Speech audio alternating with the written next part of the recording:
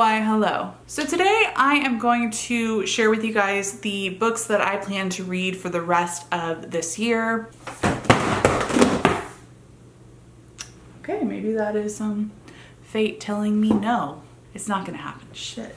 So to start, if you guys watched my October reading plans video and my books that I read in October video, you will know that I missed so many on that TBR because I got very caught up in watching horror movies and Halloween movies and TV shows. And really, I just did that during October. I let that consume me and I don't regret it because it was so much fun. But because of that, I still have quite a few titles that I didn't get to, so I would love to get to those before the end of 2020 if possible. If you guys want to check out that video, I will link it down below. But yeah, that's obviously first and foremost, would love to do that. So the first book I would love to finish before the end of 2020 is, oh, it's upside down, Days of Blood and Starlight by Laini Taylor. This is the second book in the Daughter of Smoke and Bone trilogy, which I started earlier this year. And I actually picked this one up in September, but I didn't finish it in time for October. And then I had all those spooky October books planned. So you can see where I'm going with this. I didn't finish this and I would love to do that. Which leads me to the next book,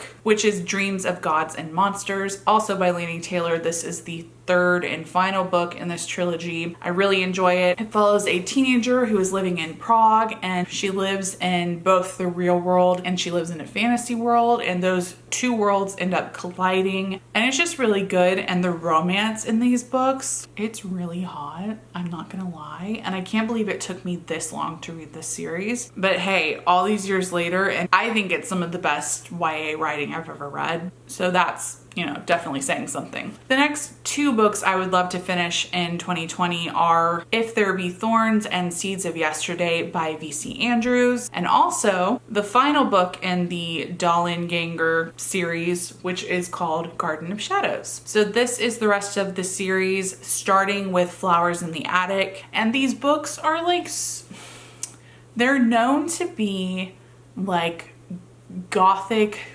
romance 101, I feel like, or is that what they're known? I feel like they have a rep for being very gothic, and I do agree, at least with the first book, I definitely agree with that, but it gets categorized as horror, and while there are definitely horrifying things that happen within the series, I just don't consider it horror. I see these books in the horror section at bookstores and I don't really get it. And these books are honestly, they're very trashy. They're very trashy, but I've always wanted to finish the series. This series follows a group of children who, in the first book, they are taken to their mother's parents' home where they have to live and hide in an attic for years, basically because the mother wants to get her father's inheritance, but if he finds out she had children with the father of her children whom he hated, she won't get it, so she has to hide the kids away. There's incest, there's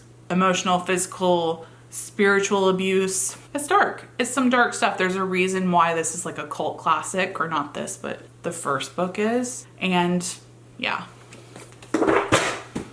The next book I would love to pick up is Misery by Stephen King. This is a Stephen King book that I've never read before. I've seen parts of the movie and I know the movie is very good, so I would love to read this book, then watch the movie. This story follows a writer who gets into a car accident and then he gets rescued by a nurse who, you know, you'd think, oh, that's the best case scenario, yay. There's a blizzard going on and, you know, it's just not great conditions to get to the hospital. But the writer soon finds out that this woman is a psycho fan of a series that he has ended or killed the main character off of recently. She wants a different ending. She wants a better ending for this character. And if he doesn't deliver, she's gonna murder him. This is like classic King and it's not long at all. It takes place in the winter. And I just think it'd be a fun book to get read in November or December. The next book I'd really love to read, or actually reread this year, is The Last Wish by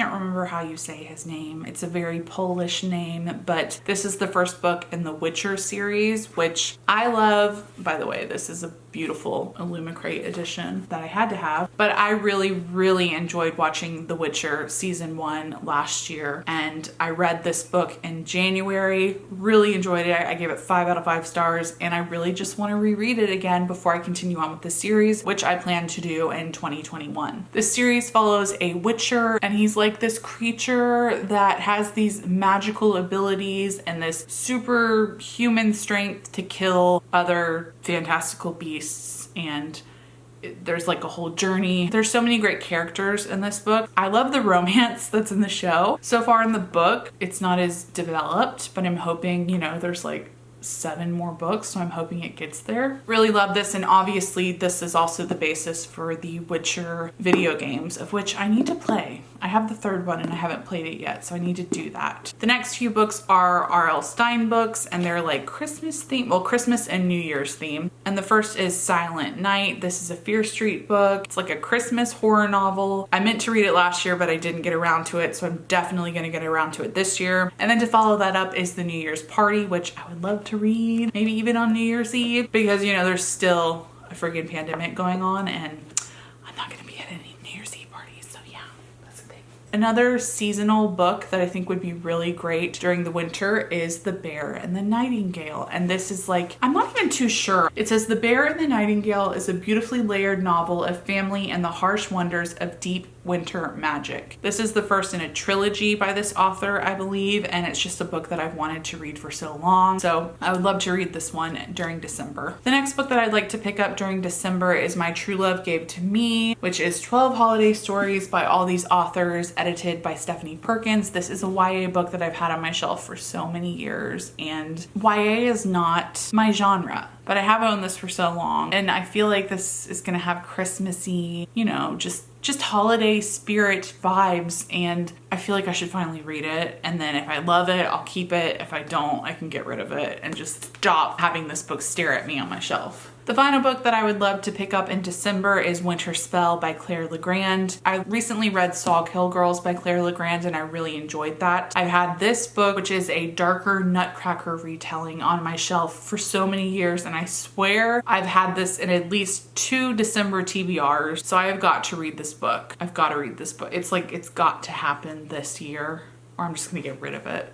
No, I probably won't, but I really want to read it finally. In the comments below, I would love for you guys to let me know if you have read any of these books, and if you have, what you think of them. Did you like them? Did you maybe not like them? All that stuff, you know. I just want to know. I just want to get talking. I'd also love to know what you guys are planning to read during the rest of 2020. There's only 2 months left, less than 2 months now. Thank God. Thank the dear Lord baby Jesus. I'm ready for 2020 to be over regardless, but I'd really love to get these books read before then, so wish me luck. All right guys, so that's all for this video. I hope that you enjoyed it, and I will see you in my next one.